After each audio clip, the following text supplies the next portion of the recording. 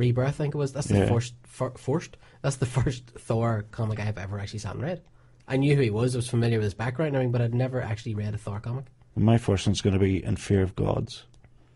And that's the first Thor one I'll be reading. Oh, right, so that's the one you picked up? Yeah, that's the one I picked up. But I've dipped into comics over the years, but funny enough, Thor wasn't one. No. Neither was Green Lantern. I was vaguely aware of Green Lantern? Uh-huh. Something in there, isn't it? Green Lantern, but I knew who the Wasp was and all that there, but the Wasp coming into the next one apparently. But Vision, I knew who the Vision was. Hawkeye and Black Widow, wasn't really familiar with them. Aye. No, well, I sort of would have been the same. I certainly never would have imagined we were going to go and see movies of these characters and done so well. Right, what about this as well? Robert Zemeckis, are you a Beatles fan? Not really. Really? Yeah, no, I would you have are. pegged you for a Beatles fan. No, why? I don't know. I mean, why? It's okay Why? to be a Beatles fan. I'm a Beatles fan. Exactly, why? Where's you off our boy? Robert Zemeckis has been talking for a few years now about doing like a CGI reboot of Yellow Submarine. Which I was partly aghast and partly couldn't wait to see what he did with it. Because Yellow Submarine it's just a great movie. It's a great, it's a trip. It's a musical journey. But now he said that sadly it has fallen through. But why? Well, see, the original Yellow Submarine movie was very good. I have watched that. Yeah, it's an amazing film. Yeah, it's a beautiful it's movie. a very, very good film. Yeah, but in this day and age, there's no reason something like that can't. It's probably, do you know why? Probably Superman's not on it, or Batman. That's what's wrong. Yellow Submarine. Yellow Submarine, the United League of Nation Superheroes or something, will probably get past him in a heartbeat. Yeah, well, apparently it's because he made a movie a couple of years ago called Mars Needs Moms or Martians Need Moms, something like that, which tanked completely. And I think the studio got a wee bit iffy. I mean, A Christmas Carol did well, but when you release A Christmas Carol in late November, you're kind of guaranteed a hit, aren't you? I mean, with Jim Carrey and Gary Oldman, it doesn't really matter if it's CGI or filmed in the backyard, and it's going to make money. But I think they were sort of afraid, and I guess they're also thinking as well: is there really an audience for Beatles movies now? Because they have re-released. Just check the Beatles record sales; they're still way up there. Yeah, still way up there. Yeah. But then again, maybe there's the fan base worry, because I, as I say, wasn't sure how I felt about it. But then Robert Zemeckis has this gift of going broadly across the audience, if you know what I mean. Mm-hmm. He doesn't just go for a certain type of person. Films appeal to everybody. Okay, that's a fair point, yeah. So, for example, give me an example. Back to the Future. Excellent example. That's a see what I mean? That's everybody loves Back to the Future. They're still talking about Back to the Future. Yeah. They're still looking for Back to the Future movies. Mm-hmm. So, I mean, everybody's going to have a flop from time to time. Yeah. So, what's the big deal? Just let the man have a go. Back to the Future, just quickly, a little sidetrack. This idea that sometimes movies get into the conscious and you don't even realise? I downloaded, there's a Back to the Future video game on the PlayStation Network, and I downloaded it was free just to get an idea behind it. And I came in one day and my wee boy was playing it because he just looks through all the games I have and he was playing it. And he said to me, because it starts off in its lab or house or whatever you want to call it, it's got the big speaker. And Caleb, my son, he said to me, he says, "Oh, I remember this." He says, "The guy strums the guitar and gets blown." How did he know that? I've never watched it with him. But he must have seen it somewhere. He must, but that's what I mean. It's. But your Caleb's what, 6? 6. I mean, he's seen that one scene that's burned itself into his head. That has to say something about the quality of the film. Yeah, yeah. If that one wee bit is in a 6-year-old's head and they go, "Oh, I want to see the game now. Let's see the movie." Mm-hmm. Do you know what I mean? So Robert Zemeckis has that gift. Yeah. I don't see why they don't give the man a chance. Okay, on that note, right, we're going to start into our top 10. We're going to start off with Jay. We're already running behind schedule because of the technical problems, but we'll make the time up as we go along. Yes, you're following a nerd. Get us on Facebook at facebook.com/following a nerd. Tweet us at nerdfollowing. We're going to try and get the ball rolling on our first top 10 of the day. Hopefully, Jay, I know Jay's not feeling too well, but hopefully he's good to go. Always help when I put the mic up. Hello. Hello. Hello, Jay. How are you? I'm okay. I can hear you. All these technical difficulties. I know. It was just that thing tonight. You come in and it's like, oh, the internet's not working. Oh my god, what am I going to do? But it turned out. I blame Owen. Yeah, well, in fairness, that's fair enough. He's got a big always stern blame face. the other person. Yeah, no, absolutely. It totally was. So, in fact, I actually put technical difficulties, and our new writer George wrote, "What button did Owen press?" Yes, and by the way, Jared as well pointed out on Facebook that Zachary Levi is actually going to appear in Thor 2, which we forgot to say whenever we were talking about Chuck earlier on. Right, Jay, how are you feeling? You okay? Yes. The toilet is my best friend at the moment. Too much information? We were good with yes. Yeah. Right, you know what? Let's get straight into it, sir. We're going to talk... Okay, well, first things first, Star-Lord wasn't in Star Wars, in the comic book. Okay. He was in Marvel Preview mostly, which was like a magazine format for Marvel Comics way long ago, before we were born, I think. When I was young and you were even younger? Well, when I was young and you were younger, because I'm older than you. Are you older than me? Oh, yeah. I'm at least 10. This is great. I'm just a wee babby.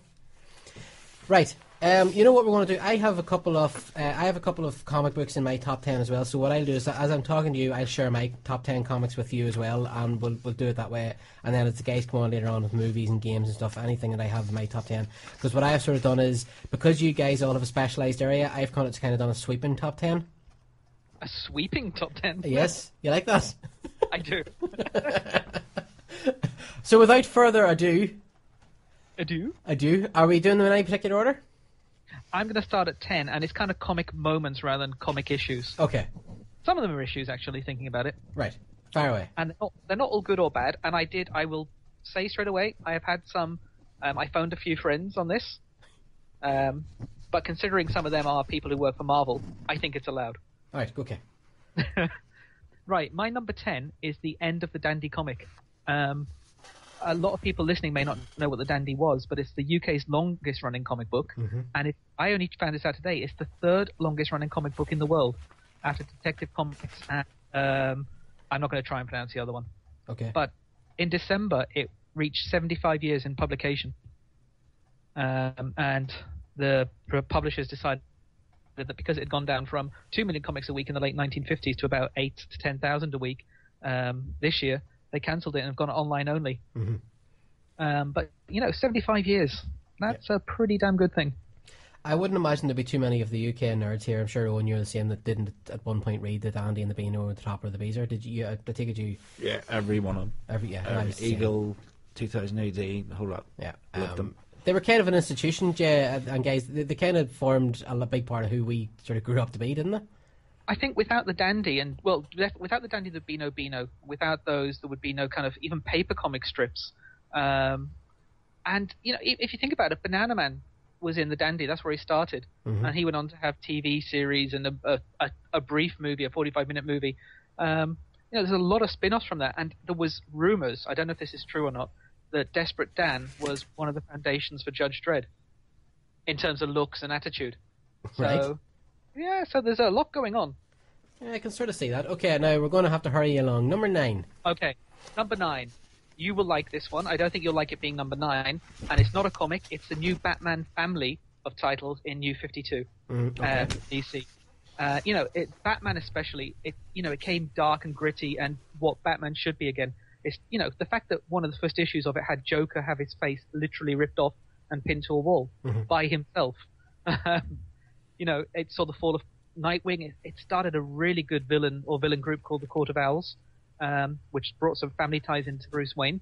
Nightwing and Batwoman. The Batwoman title was stunning. I don't know which issue it was, but the first meeting of Batwoman and Wonder Woman in the Batwoman title was brilliant. Just that whole family of titles has been handled really well, and it's probably become the core of DC again. Mm-hmm. I have to say, the New 52, I started collecting them. You know the way they're reprinted here in the UK, the sort of collected editions, and I fell behind after 2 or 3 issues. I have issues with Batman now because I know Batman has always been the dark hero and whatnot, but I wouldn't want my kids reading those comics. They're far too dark, and that kind of put me off them a little bit. I think that's true, but that's what they've done. The Batman title is darker now, but you've got Teen Titans and The Outsiders and other Bat family titles that are much younger and brighter, and that's the way it used to be maybe 15 years ago. Okay. You had the Batman as the dark title, Superman as the light title, Justice League kind of in the middle, and it's gone back to that. And it has, just some of those stories are just so good. And if you haven't seen it recently, the most recent issues, you should definitely catch up with. Okay. Right, so coming in at number 8. Number 8, Deadpool. Deadpool from Marvel has always been funny whilst being semi-serious, and they've always just been good. But recently, it's become even better with the re-release and #1 last year and everything else, as in 2012. Mm-hmm. It's put fun and breaking the fourth wall back at the forefront, and the writing team and the creative team and the artists, they're just stunning. They've taken Deadpool, which is, laughing out loud while still making sure that you remember it's a superhero comic that's based in the Marvel Universe, no matter how much weird things go on. It's just, it's comedy gold and comic book gold all the time.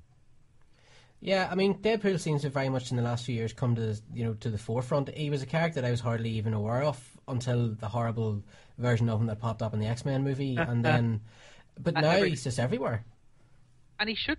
It's one of those characters, and the fact whenever he's everywhere, he always does a little tongue-in-cheek thing about Wolverine being everywhere. Mm-hmm. Deadpool is everywhere because it's funny to have him everywhere, and it's just so many in-jokes and tongue-in-cheek, and he references the movie, he references the readers. It's really good fun. Okay, now next, number 6, I believe. Number 7. Number 7, sorry. Number 7. Now, this may surprise people because it's only number 7, but The Walking Dead in general, and issue 100 in particular. For the people who've read issue, I don't know if you've read it yet. But, I haven't. Hoping to read it later on this week. Okay, it's a nasty one, and I think I said this to you. I didn't enjoy it from a pure reading point of view. I enjoyed it from a creativity point of view, because from page 1 right through to the end, it was just grim. It was horrible. There was no suspense, there was no ride, which, the previous 99 issues had always been a roller coaster. This was just pure sustained horror. Mm-hmm. But he did it brilliantly well. And, one of the longest lived and best loved characters in the series does get bumped off. Right. And it's not bumped off nicely. But the thing about it is, it's sold, I think at the time, with pre-orders up to July the 11th. I'm just looking at my notes here. It sold 383,612 copies from Image Comics. That's the biggest selling indie comic of the year, of this century, and possibly when it keeps selling and reprints and everything, it's probably going to be one of the biggest selling indie comics of all time. Yeah, it is phenomenal. As I said to you, Bob, who writes for us sometimes, well, he's my Walking Dead. He's the guy that supplies me with the graphic novels. He sort of said the same thing you said. The collected edition with issue 100 in it, he got it for Christmas. He said he was sitting at 5 in the morning one of the nights of Christmas, and it was Boxing Night, reading it. And he said when he got to the end of it, he had a long pause, and he went back and started it again. Yeah, and the thing is, I think I told you this a few weeks ago, I took a break from Walking Dead after that because it was so harrowing in a way. It was too sustained. But then you take a break, you go back and you go, wow, that's what he was aiming for. Mm-hmm. Everyone thought he was going to be doing something big and extravagant, maybe, millions of zombies or whatever else. Mm-hmm. I can't even remember. I'll be honest with you, I don't think there's a zombie in it. Right, that makes me wonder now what the horrible I'm not sure if there is or not, but the zombie just doesn't count. Okay. If there is a zombie in it, it's all about humanity and what happens in the apocalypse. Okay. Right. Number 6. Mm-hmm. Number 6 is another independent comic. It's quite weird, seeing as I used to think I was a Marvel fanboy, and if Jeff is one of the guys I talk to from Marvel, Jeff Suter, he's senior art editor for Marvel Comics, so he'll kill me for saying this, but I think I'm now becoming an indie fanboy rather than a Marvel fanboy, with DC coming third, which is bizarre. But anyway, number 6, Cancer Town 2 from Marcosia. Stephen Downey, who you've heard me speak about, I think you've spoken to him yourself. Yes. He was the artist on the original Cancer Town and Inconvenient Truth. And this one, Cancer Town 2, called Blasphemous Tumors, is written by Cy Deathan, who is a former stage magician and now a full-time comic book writer. Now, normally when I talk about comics, I use words like brilliant, superb, wonderful, I love this. I think on the review I wrote for Following the Nerd, I used things like depraved, grim, dirty, challenging, uncomfortable. It's a bit like The Walking Dead. It's not an easy read. It is, it's very hard to describe, but it's about a guy that can fall through the cracks in reality into a different world that may or may not be in his own head, because he's got a brain tumor. Right. But it's gripping and it's brilliant, and it's not my number 1 pick out of the top 10. But if people listening only have one independent graphic novel to read, and I don't mean trade paperbacks collecting things, but a standalone story, it has to be Cancer Town 2. It is stunningly good. Okay. But again, you'll have to lie down in a dark room afterwards, but it's worth it. Right. So now, into the top 5. Now, number 5 is a bit of a cheat, because I didn't have a top 20 or a top 25. My number 5 is Irish comics in general, and Irish comic book people. We've got people like Stephen Downey, who an artist from